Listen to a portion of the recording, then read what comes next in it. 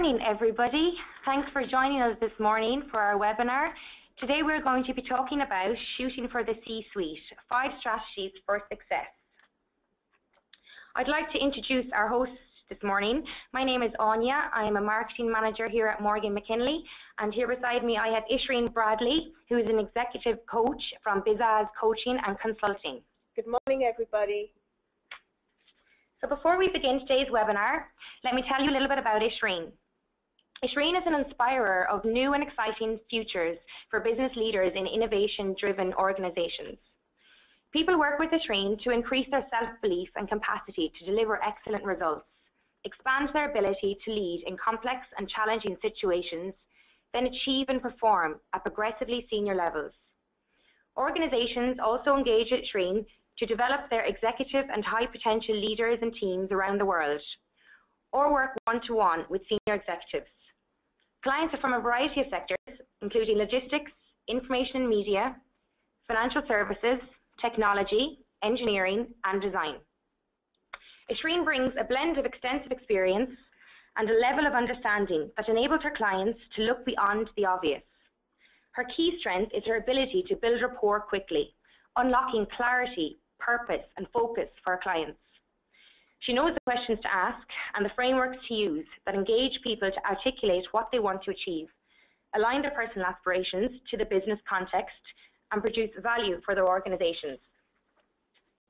With a particular passion to enable success for women at work, she chairs a task force to create and present the UK Economic Blueprint for Women to Parliament. Her contribution to empowering women has been recognised in Washington through an award from the International Alliance of Women. As a freeman of the Worshipful Company of Marketers, a trustee on the board of a national charity, and a director of social enterprise, Ishreen values the time she invests in supporting and strengthening her local communities. I'd like this webinar to be as interactive as possible. As we will be running some polls throughout the session, please try to participate if you can. Many of you submitted questions upon registration, so we'll endeavour to answer as many of these throughout the hour.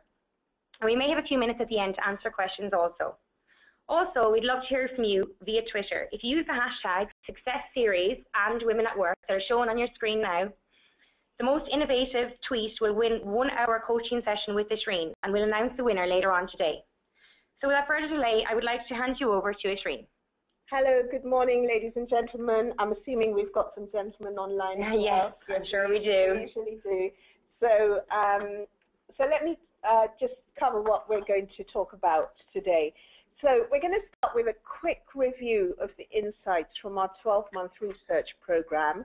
Now, I know many of you will have heard the detail of this in our last webinar, but I thought it was useful to refresh what we found out of the research, both for you as a reminder, and also we've got some new people joining. So if for the first 5 or 10 minutes you feel like, oh, I've heard this before, then please bear with us. It's really a chance to get present to what the findings said, so that the strategies that I talk about have some context and make sense. And once we've done that, we'll go into 5 strategies that I've found work really well with the executive women that I've supported who've either got promotions or produced great results in work and just really learned to operate with grace and finesse as well as produce results for their organizations and themselves. Okay, so let's get to it.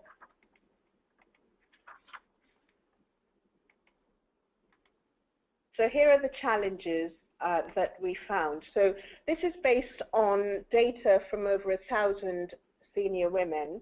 It's also based on 150 individual interviews that were conducted with a sample, a subset of those 1,000 women. So you can see here the 2 key challenges that women identified for themselves was managing their profile and their personal career development. Many of them didn't even have a plan for their future. They were just looking at the next step in front of them. And they appreciated through this inquiry that it actually gets in the way. The other elements that you see up there are mainly to do with knowledge or confidence. Okay, now my assertion is that the knowledge-based elements are actually a subset of confidence. And that's all that gets in the way of managing profile. So there you go. That's what we found as the key challenges. And there's this quote here that, for me, sums up really well what the findings said. So here's what she says. I made good progress in the early part of my career by doing a good job. There comes a point where you have to do more than that. Managing profile. The thing I struggle with a little bit is that I don't see the point of going to more meetings if I don't think I'll add value there. So I'm happy to delegate to people who have the right knowledge and not duplicate. That does then mean that I don't necessarily get face time with a broad range of key business people in the organization as I could. So clearly it's very important to make sure that you're seen by the right people, okay? And then here's another quote from a lady who'd worked for 27 years. She was just below C-suite in her organization. And here's what she says. I was employed for 27 years and had the opportunity to develop a strong network, but did not do that. The impact was she was made redundant, and she had nobody to go to that she felt she knew well enough to get support. So it's really important that while you're managing your profile, you also build a network of relationships. So then let's look at the strengths. So here are the strengths that people identified. You'll see there's less of a differentiation between the top 10 strengths.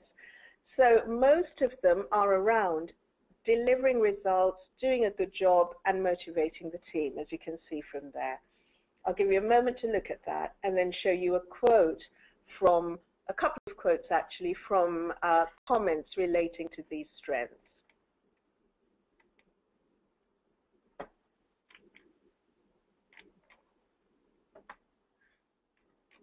Okay, here we go.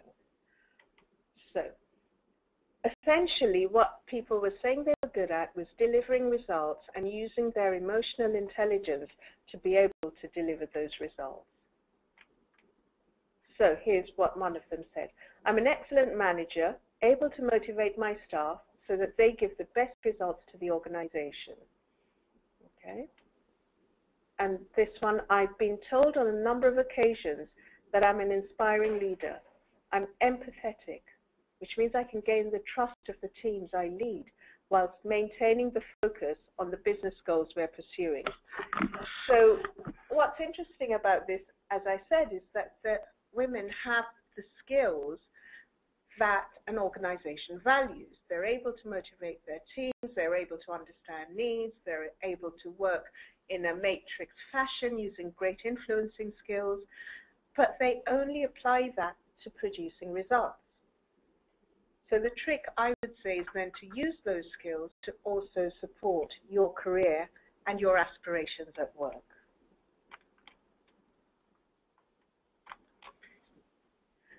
Now, when we look at those strengths and those challenges, so what gets in the way? So we've looked at what are the underlying factors behind all of this that get in the way of success. So the first thing, as we've just spoken about, is that we focus on results over self-promotion. I call this the anti-ego, which means that, you know, we don't feel that it's right to promote ourselves or to show what a good job we've done, whereas men, on the other hand, are very comfortable communicating where they've produced results. And they don't do it as a way of showing off or appearing as what one of my clients called the good girl syndrome. They do it just as a matter of course. It's important for you to know this has been done. And I think that's the difference. So the whole confidence guilt syndrome is another underlying factor. I put these together because guilt is a high trait in female executives. You know, we're trying to juggle everything. You've got your children, your elderly parents, your husband, your work, you know, your travel, the kind of projects you want to be doing at work. All of that is a lot to juggle, right? And whereas a man would prioritize, and these are sweeping generalizations, right? But I'm hoping they ring true for some of you, and if they do, then that's the whole point of making these generalizations. A man would typically prioritize and focus on what he's doing now, whereas a woman would be at work thinking, oh my God, I'm not spending enough time with my children, or at home thinking, oh, I've got to get that report done. So never fully present. And that makes you feel guilty. And when you feel guilty about that, it impacts your confidence. There are other drivers of a lack of confidence as well, but that, I've put them together because that is a main one. So bullying still goes on. I spoke to you last time about the lady who was being bullied by her manager but got no support from her staff. I don't know if you remember that. And then derogatory and defamatory comments, from the odd little snide comment that probably hasn't been said maliciously but still causes upset, to more conscious put-downs. All of that impacts your confidence and your ability to be successful. Then there are some expectations that the organizations have, almost unwritten rules about what's expected, how you should behave. And these norms and these rules have been created over centuries of organizational cultural development. They've occurred as a result of the people who've been forming organizations and causing organizations to succeed. Now, if we go back 400 years, those people were men, right? So they created the rules to work based on their knowledge. It's not something they did, again, maliciously, but they created what would work based on the environment they were in. And you know, until about, what, 40, 50, maybe 70 years ago, women in the workforce, as we know it, was uncommon, right? So women haven't been involved in shaping and forming that culture. So for us, we either don't understand it fully because it's usually designed on an all-male environment, and we don't know how to use those rules, apply those rules, and how to benefit from them. So we need to learn those rules, and we need to also explain where some of those rules aren't actually practical if you're a working mother, or if you're or even just if you're a woman, because woman has her own culture different from man. Okay? The other thing is time and mobility. So this is one of those rules, one of those expectations, is that you come into work at a certain time, you leave at a certain time, you're available for a certain time. If you're at a senior position, you travel when it's needed, you know. Those are rules that we need to either choose to live with and work around, or have conversations to have those rules relaxed for us in a way that empowers us and works for us and the organization. So that's another underlying factor. And the final one on this slide is the lack of support from management. And what we found in the research is when this lack of support comes from a woman, it has way more impact. It's way more upsetting for the more junior women in the relationship. So lack of sponsorship. You know, sponsorship nowadays is critical if you're going to get a promotion or if you're going to move forward in work. And why is that, Ishreen, that it's more upsetting if it's from a woman? Well, I guess we have certain expectations, don't we? That they'll empathize with you. Yeah, like they've been there. They should know what it's like, right? Yeah. And maybe there are two kinds of persona at work, and it applies to men and women. So there are what I call the alpha characters, the men and women who are very driven, get results, get success through that. Now, their view is, if I can do it, then so can you. Why should you have any exceptions, right?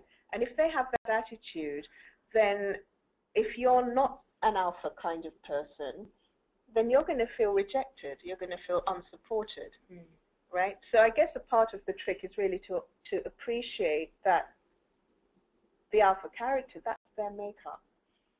They're not going to support you. So you might as well give up that expectation, you know, and work with the way they work. because after all, you're looking for your success. So you've got to learn to work with others the way they work best.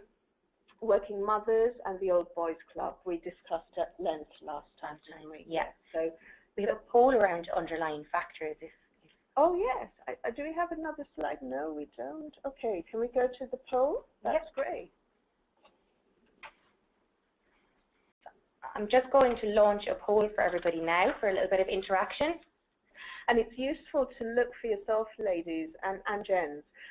Is that drive? What is behind that drive to me to produce results? Is it, like one of my clients said, a good girl syndrome? Or what is it? Is it a need to prove yourself to yourself? Who are you producing those results for? Yeah, it's really clear, isn't it? 51%. 51% results focus. Yep, and then 20% lacks management and executives. Great, so that's a summary of the research. So now I'd like to move on to look at strategies for success. So this is the main topic of this webinar, okay? So I'm going to show you 5 strategies now that I've found really work. And I think we have another poll with this, don't we, Anya? Is it here? There are 5 strategies, yes. Okay, good. So let me read you through what they are. So having an authentic purpose and passion, picking your battles, understanding and communicating brand.you, having a virtual board, and applying strategies used by already successful women. So should we look at that poll? Yeah. Got you all interacting with us here. I'm making you work. We have them all awake now, so we'll give them another one quickly. So the question here is, what strategy would you be most comfortable with? Ladies, I'm really thrilled to see that 50% of you see being authentic and knowing your passion is what's a good strategy that you feel comfortable with. And I'll tell you why that is that is the foundation. If you don't know who you are and what drives you, then you've got no hope. Right? So this is the beginning. This is the strategy that everybody needs to follow. So let me talk to you first a little bit about how you get clear on your purpose and passion. And I'm going to do that through my story. Okay, so I don't know about you, but in my early career, in my early 20s, I wouldn't say I really had a clear purpose other than to be successful. Now that's fine, right? To be successful is a great strategy, and it's probably a good strategy to have in your 20s. But there comes a point where you achieved successful, and you're looking at, what am I really here for?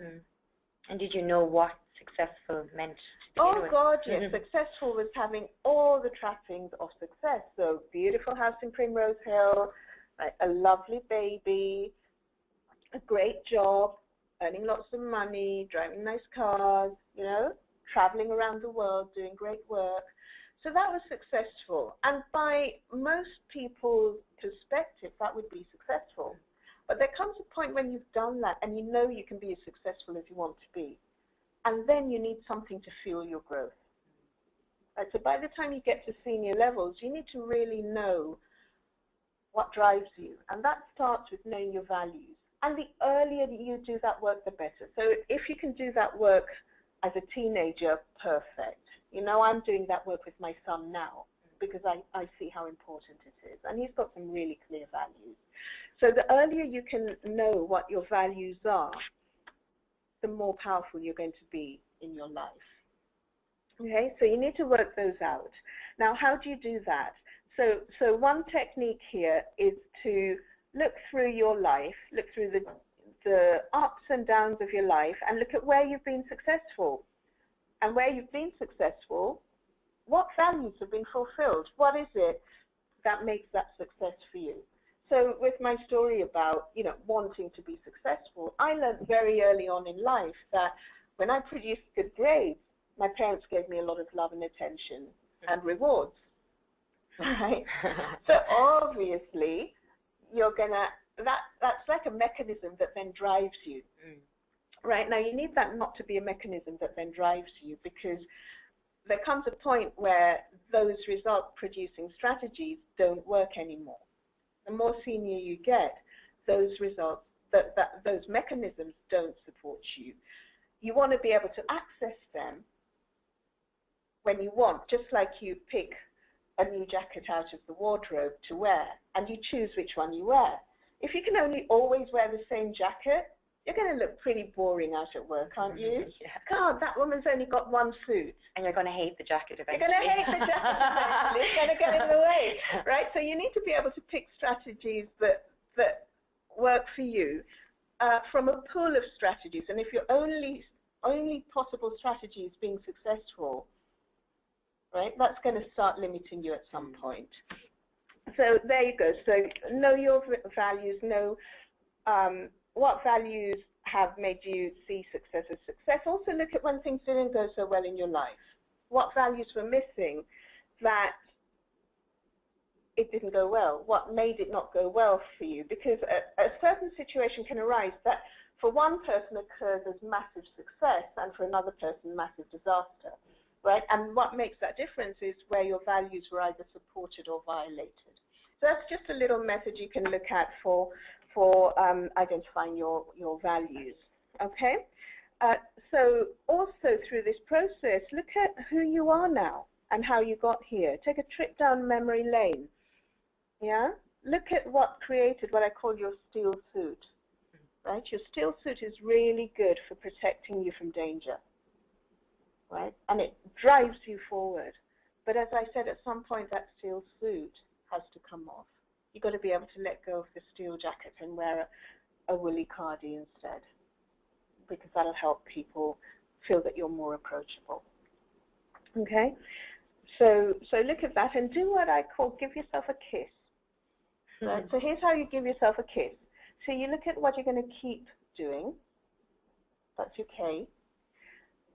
You look at what you're going to improve on. You look at what you're going to stop doing and what you're going to start doing. So as you look at your life and reflect on where you've been over the course of your life, and as you look at where you want to get to in your future based on your purpose, just use that little KISS tool to support you and to help you tweak your journey and plan your journey like that. And keep using that tool as you look at what drives your passion. So we all know there are some days when we go to work and we're just like full on 10 out of 10. That's when our passion's being fulfilled. What gives you passion? What are you passionate about? And from all of that, take some time to reflect on what's your purpose in life. What were you put on this planet for uniquely, right? In the jargon, I think it's called your unique selling point. But I think it's more powerful if you look at that from your inside rather than what what others can see of you. So, so what's your passion? What's your purpose? What is it about you that's unique that you can contribute to the world, right? And then write your story. Almost write a one-page autobiography of you about how you got here and what you care about, and use that as a reference to steer you like your target. Okay, so as I said, my life in my 20s was about success. I reached a point where I knew, whatever level of success I wanted to set for myself by those criteria, I could achieve it. But how boring is that, right? So what am I really here for? And what I discovered, my values are really 5. So it's straight talk, passion, integrity, courage, and empathy. Right? So if I have those 5 things, and I'm a marketing person, right? So I like creating acronyms. So that's SPICE. My values are SPICE. Yeah. Okay. So so you want to look at your values. So now, having got my values, then what am I passionate about? I'm passionate about people being successful. And success, in my definition here, is not getting all the external emblems of success, right? Success here is, I know in my heart that I'm fulfilled, that I'm achieving to my full potential, and that I'm doing that in a way that satisfies me, Okay, so that's my passion. And my purpose is really to enable that. I say my purpose is to support people in taking their steel suits off. So remember the steel suits I spoke about? Mm-hmm. My purpose is to help you take your steel suit off, put it on when you want it, but also try on different jackets. It's like taking your armor off. Exactly, exactly. So why do I show you this picture of me sitting in Clarence House with Prince Charles? Mm-hmm. That is an authentic fulfillment of my purpose. So I mentor with Mosaic, which is a charity that helps underprivileged children learn about entrepreneurial skills, that helps them think beyond what they currently see as possible. I'm very privileged to work in that charity, and here is a photograph taken by Peter Saunders of a conversation we're having about how do we support that charity in being more successful and making more of a difference, right? So fulfilling on your passion and your purpose and your values doesn't have to just be a mechanism for generating income or status. It's also a mechanism for giving back. So there you go. So that's the first one. Now here's strategy number 2. It's coming up. Here you go. So now the next thing here is really pick your battles. So us as women, we can get very drawn into what's fair and what's right and standing up for people or standing up for what has integrity. And sometimes that doesn't have integrity. Sometimes it's not in our best interest or the best interest of the person we're trying to defend or the best interest of the business as a whole. So the story here is of a client of mine who'd been recently promoted to the operating board. Okay, so he was promoted early. He was on the succession path to get this job, right? But his director had been signed off sick, so she left. And the CEO decided to promote him early, right? Very scary. Right, very scary when you're somebody who's very young, somebody who's been running a very successful division, right? Suddenly to be up with the operating board level, where if you work at that level, you know there has to be a certain level of politics. Not like politics is a good thing, but you need to learn how to deal with politics in that environment. So, you know, he was finding himself getting into battles about another board member who he thought was being manipulative, who he thought was batting her eyelids in order to get some budget, right? Who basically was taking an unwarranted share of his budget, like this, right? And he went into battle with her. And do you know, she's been on the board for a while. She knows how to play the game. Was that a battle worth going into? No. So he also got into battles with the FD, and, you know, so as a result, the CEO, who had been a really great mentor to him, wasn't as supportive, wasn't giving the positive feedback that this person thrived on, right, and was giving some constructive developmental feedback. And this, so that my client, before he was my client, felt that the CEO suddenly didn't like him. And it wasn't that the CEO suddenly didn't like him, but the CEO saw the need for him to develop into this new behavior set that you need at the operating board level. So that's the story. So just to sum up the story of that client, we worked for 6 months. We did a 360 at the beginning of the period and a 360 at the end of the period. And he moved from being at the bottom 10 percentile in the first month to being in the top 10 percentile at the end of 6 months. So that was extraordinary. And that was an indication of his talent and his will to learn. He just needed to have some coaching and mentoring to support him.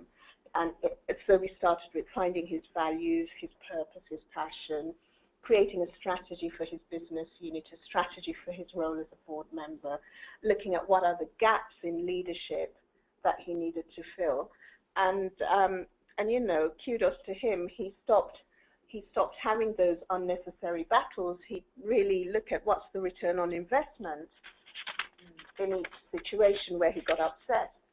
So, you know, sometimes you need to treat your career and your work pretty much like you treat your business. You know, is this a good investment of my time and energy and commitment? And choose the battles you go for. So the lessons from this really would be to have some clear goals and focus on your purpose, right? So those goals support your purpose, right? And if something triggers you and you're about to go into battle, just look at, okay, if I go into this battle, is it going to support my purpose? Is it going to produce the goals I'm here for? Rather than, oh, that's unfair, I've got to defend so-and-so. Right? It might be that you want to support somebody, but sometimes going into battle isn't the best way of doing it. Yeah? So the lesson here is really gain mastery over your emotions, consider the total impact of your actions on your whole stakeholder map. Okay? So that's pick your battles. The next one is something we're hearing a lot about in the marketplace now, which is your personal brand, right? So what does this all mean? You know, for me, this is not about pretending to be somebody you're not. You know, when you're creating a brand in business, you might look at what the market needs and then create something to what the market needs. And you can do that to an extent here, but essentially as a human being, you're already packaged. Your product is already here, right? So that's where knowing the authentic you, your passion, your purpose, your values, is going to support you. So the thing to do here, I think we had some questions about this as well, didn't we? Yeah, B from Australia. How do you manage to be assertive but not aggressive and bossy? Oh, very good. So okay, let's talk about that before we get into how to create your brand. So the distinction between assertive and aggressive is really clear, right? So the definition for being assertive is how to negotiate and stand for what is consistent with your values, your beliefs, and what you want, whilst respecting the rights of the other people involved in that conversation. Right? The difference when you're being aggressive is that you're standing for your beliefs and values and what you feel is right and what you want, but you're not respecting the needs and the rights of the other person. Right? So many women, when they're told they need to be more assertive, they fight it, saying, you know, I don't want to be aggressive. But actually, being assertive is really just about respecting the other person's rights. So if you and that it's also respecting your own rights. Okay, so if you're going into a conversation with a negative view about another person or feeling like you've got to fight for something, you're not going to be behaving in a way that respects that other person's rights. And so I think as women, we need to really understand that distinction. And respecting the other person's rights is about listening as much as talking and standing for. So you'll notice that when assertive people negotiate for something, they listen more than they talk. They're not going in there saying, I've got to get this. The moment you're like, I've got to get this at any cost, you're being aggressive. So I would say that's the difference. Yeah. Yeah. I have another question. Okay. Grace in Singapore. What are some key self-branding strategies and credible media tools we could use today to assist the process? Perfect. Perfect. So you start with your values, purpose, and passion. Okay, you start with that. And then you look at what are your strengths. You do a SWOT analysis on yourself, okay? What are your strengths? What makes you unique? Right? And this is starting from who you are now, not like I've got to develop myself to be this person that X job needs. right? So this is starting from, this is who I am now, okay? And then you look at who are the targets for who you are, right? So which sectors do you want to work in? Is your strength best served by staying in the sector you're in? Who's the audience? Whose wants and needs does your value proposition fulfill? So you need to know your value proposition, okay, based on what makes you stand out. So that's your first step. Right. The second step is then developing a communications plan around this. You'll see it's like any basic marketing strategy, right? You work out what's unique about the product, you work out what the market needs, and then you develop a communications plan to get you out there. So who are your key stakeholders? What's your key message? Like that, okay? And then the third element of that is really walking the talk. So it's what I call the 3 C's. So being congruent. What do I mean by being congruent? Is that everything about you matches what you say your proposition is. Okay? So it would be like, let me give you an example. So if I was to say, let's take me as an example. If I was to say I coach and support C-suite executives in producing on their aspirations, and I walked in and, you know, I was wearing, I'm going to use extremes now, right? Oh, so don't be offended. Controversial. I'm going to be controversial. You know, if I walked in this kind of bimbo-looking, showing bust, short skirt kind of dress to coach like a 60-year-old male CEO, he's not going to take me as credible, is he? No. So it wouldn't be congruent, right? So I've got to match. I've got my dress has to match who I say I am. Okay, so that's congruency. Then consistency is that I deliver on my value proposition over and over again, and people can see that, right? The third C is constancy. Now, constancy is that who I say I am today is who I say I am tomorrow. Some people flip from one thing to another in very short periods of time, and that impacts credibility. So once you've got your proposition sorted out, once you're communicating it out, you've got to pay attention to the 3 C's, and that's your brand.you strategy. Okay, the final strategy that I'm contributing to you is have a virtual board. Okay, so now your virtual board essentially are the people who are going to support you in your career. This is particularly good for those people who don't like networking, right? So you're working from your opportunities and threats, right? You look at the gaps between your value proposition and what skills and abilities and contacts you need for that value proposition and what you have right now, and fill the gaps with a virtual board, right? So you want people who will champion you into supporting you in fulfilling your goals and aspirations. You want people who influence others towards you, right? You want people who might be industry influencers, right, that can support you. You might find that you don't have certain skills. Now, many women feel like they should have all the skills in order to be able to do a job, right? Or they'll wait.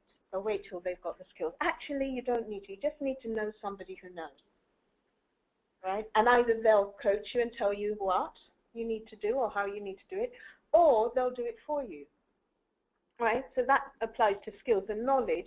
And this final one here, your scream team, I call them. So you know how sometimes you just get really, really, really annoyed at work or at home, and you just like, you're at the end of your tether and you just want to scream, right? Not a good idea to do that in the middle of the office, right? So it's useful to have a network of people who, they know you so well, and you can tell them, look, I don't want you to do anything with this, I don't, you know, there are times when I just get really frustrated and I just need to speak to somebody, and I just need somebody to listen to me, not do anything with it. And they're who I call your screen partners. They're really trusted people you can say anything to. You know they've got your back, and and you can just have a conversation with them. Because sometimes you just need to vent, That's right. With no repercussions. Exactly. You just want a sounding board, Exactly. someone that'll listen. So that's what the screen team's for. So once you've got your virtual board, I'm not suggesting that you can convene a board every quarter, right? But these are people you can go to on a regular basis. You want to make sure you nurture them. You want to make sure you acknowledge the contribution that they're making to you. You want to make sure you keep them up to date with your progress. And if you do that, they will be people who will absolutely be your foundation for growth and fulfilling on your goals and aspirations. So everything we've covered so far, those 4 strategies, they're not in the white paper in any detail. Okay, the next section you will find in the white paper, but I'm going to go through these quite quickly, which is learning from other successful female leaders. Okay, so here you have tips on how to manage your profile.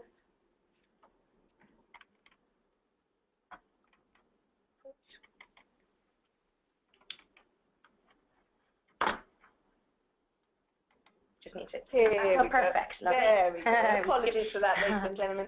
So, you know, you can learn from role models who may or may not be at work, right? Sometimes you don't have role models at work, but there are lots of role models out there in the universe now that you can watch, and you can learn about how you can manage your profile, develop your career, increase your confidence, deal with bullying and the unwritten rules, and manage family commitments. And you know, not all successful women have enough money when they start out to be able to afford the nanny and the au pair and the driver. Where they all started somewhere and they had to deal with all of that. Good. So let's start with managing profile. So these are some strategies from women who completed our survey. Right, they all tend to be along the results delivery line, proving yourself line. So you've got high profile projects and excellent delivery. So take on projects that will get you noticed.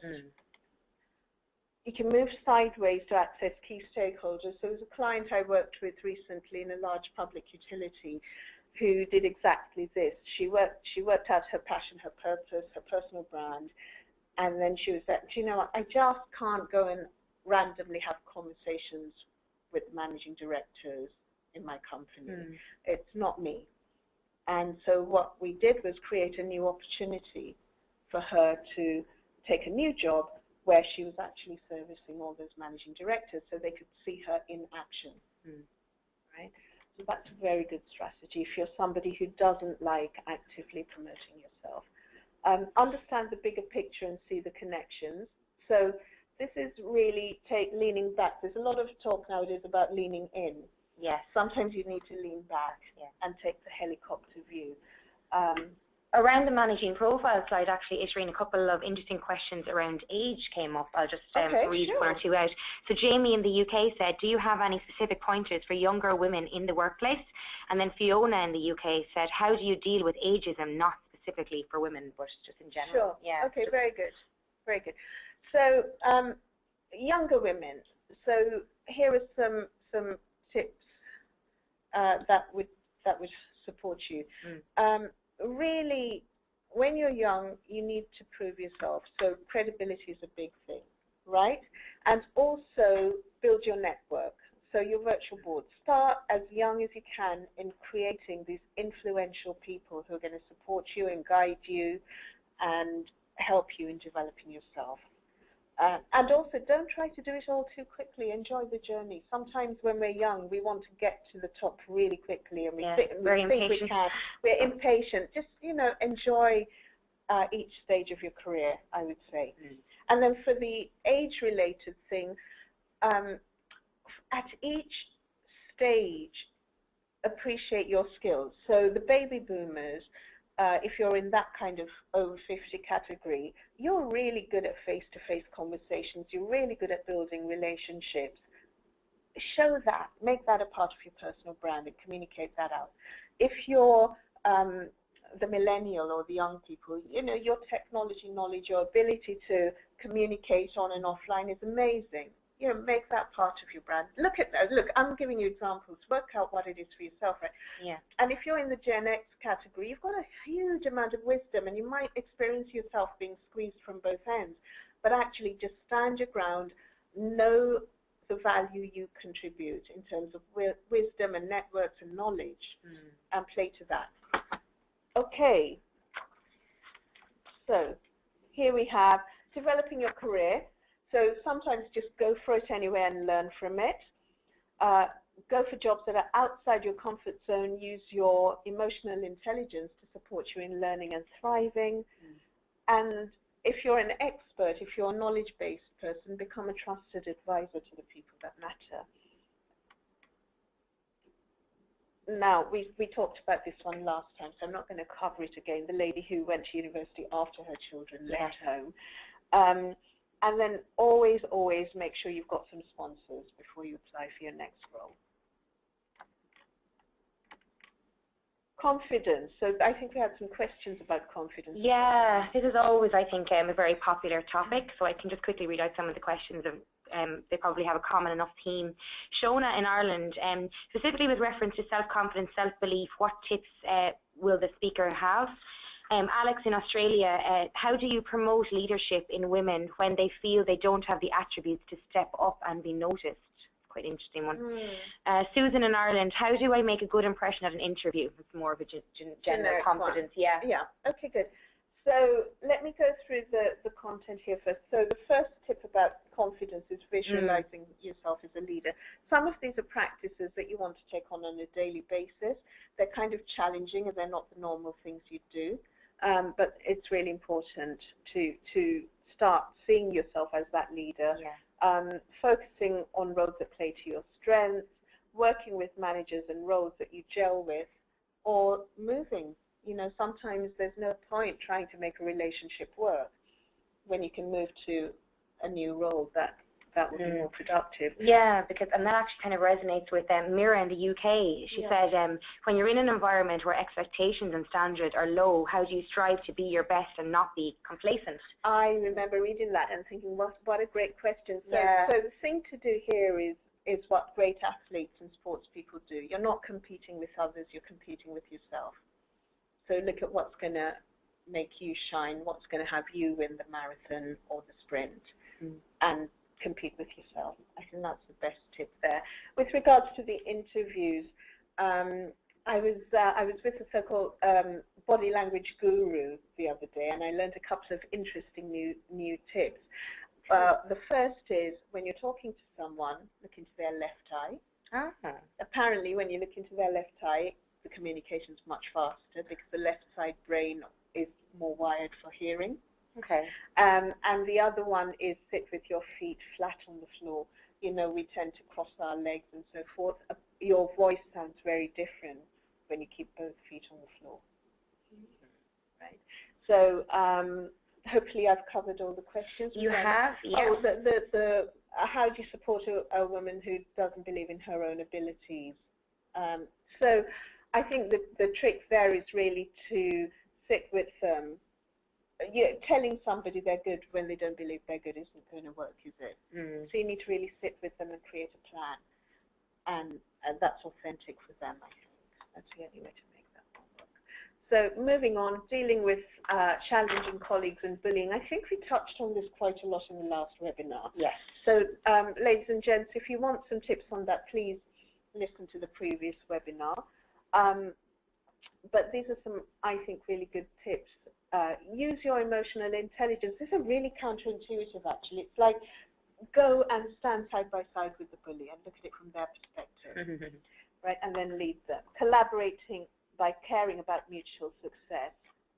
Understanding the team's strengths, weaknesses, and aspirations. These are all, I think, we covered in quite a bit of depth last time. So it's on the last webinar. As is this, I think. Find out who's in the club and join. Learn the rules, be more challenging, play politics even if you don't want to, because if you're in a company that uses politics, then you need to play the game. Or deal with the consequences if not. And then on the other side of the scale, focusing on results, customers, or employees. Family commitments. I think we had some questions about this as well. Let me quickly cover what's here. Yep. So increasing your capacity to focus on work. So this is, for example, with my client, I think again we spoke last time about my client who was pregnant, we worked together, and then she kept an open decision about where her career would go once baby was born, because she acknowledged she doesn't know how she'd feel, right? And then she went back to work. She was at the beginning the UK lead. She went back to work, and during her year back, she got promoted to European lead. She had another baby. She came back to work after maternity leave from that and managed to get a global role. So it's very possible. So what she did that really worked was that when she was at home, she was 100% at home, right? No work calls. But when she was at work, she was 100% at work, and she could train herself to do the best work she could and produce the best results, and that's what she says works. She also had a great supportive manager, so she, that helped. But if she hadn't been over-delivering at work, she wouldn't have got those promotions. So maybe she was good at managing that underlying factor of guilt. She didn't feel guilty when she was at work. She gave 100%. Exactly. So there's no space for tolerating guilt. Right? And then making sure you collaborate and delegate not just at work, but also at home. Okay? And be able to say no.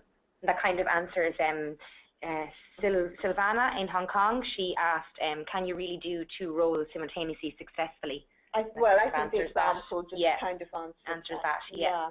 Great. So those are all the strategies that I have for you, ladies and gents. So I think we've got a couple of minutes for questions. Yeah, and also I can just check the chat through to see if anything came in. So Claire in Ireland asked, what are your best networking tips? Quite a general question, but just my best networking tip is only go to networks that you enjoy being at. Because if you're there trying to sell yourself or not really enjoying the vibe or the people, it's going to come through, isn't it? Yeah.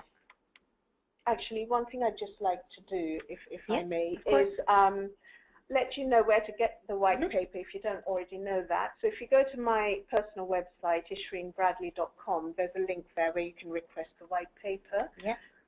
Also, I don't know if I told you this, Anya, but I'm writing a book. So there's so much material coming out of the research that we did that I thought it was only fair to share that knowledge and share some strategies in more detail. So that's when is the book coming out? Autumn, winter. Wow. So again, just send me a message if you'd like to reserve a copy of that, and I'll make sure we contact you when it's out. Yeah. And there were some questions that we haven't had a chance to address. And if you'd like to speak with me, my phone number's on there, or you can drop me an email. Email is probably the best way to reach me. My email address is on there, and I'd be happy to support you by answering any of your questions. And if we have time, I'm happy to take some questions now. There's a couple more here. We might just fly through them quickly. Francesca in the UK, how does over-stereotyping both men and women affect a woman's influencing skills, and how can we be more wary of this? I think we just know that whether consciously or unconsciously, we stereotype men and women. We all do it. It's best to tell the truth about it. We all do it. And really, the only person you can check is yourself. Right? You can try and tell other people, but it's not going to make much difference. But if you check when you are using stereotyping and how that's impacting you and getting in the way, then you can start to really deal with it. And the less you stereotype, you'll find the less others around you do as well. One more question, maybe slightly controversial maybe. Matthew in Australia, people with talent, regardless of gender, race or creed, will always be recognised eventually. True or false? I'd say that's actually false, because people with talent don't always know how to communicate that talent and get it out to the right people who can benefit from that talent. Many an expert, many a talented person sort of works hidden away, doing a great job, doesn't get recognized and doesn't rise to the top. And that's why I think your point about visualizing yourself as a leader is so important. Yeah. Because even sometimes if other people see you as a leader, if you don't see yourself as one, you're not projecting that. Exactly. Yeah. Exactly. It starts with you. Okay, it's literally 10 on the button. I think we've covered an awful lot of content in that time. I think that's all we have time for. Apologies if we didn't get time to answer all of your questions, but please keep an eye out on the website because Ishreen will be writing some articles for us and we'll answer some more questions there.